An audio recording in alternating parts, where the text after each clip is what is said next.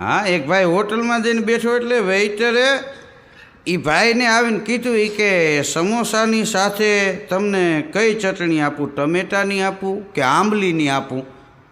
તો ગ્રાહક કે બે ચટણીમાં ફેર શું કે અઠવાડિયાનો ફેર છે.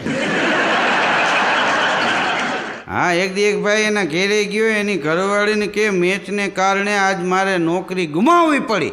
પણ કે નોકરીએ ગયા હોય ત્યાં હું તમારે મેચ સાંભળવાની જરૂર છે? પણ કે સાંભળી તો ખરી. શેઠ મિટિંગમાં બેઠા હતા, મને કે તું આ મેચની કોમેન્ટ્રી સાંભળજે, હું પૂછું ત્યારે કહી દે સ્કોરનું. એમાં એનો ફોન આવ્યો શેઠનો, સ્કોર પૂછ્યો અને હું ગીત સાંભળતો હતો. હા, કોર્ટમાં એક ભાઈને જજ સાહેબે 50 વર્ષની સજા આપી. તમને 50 વર્ષની સજા.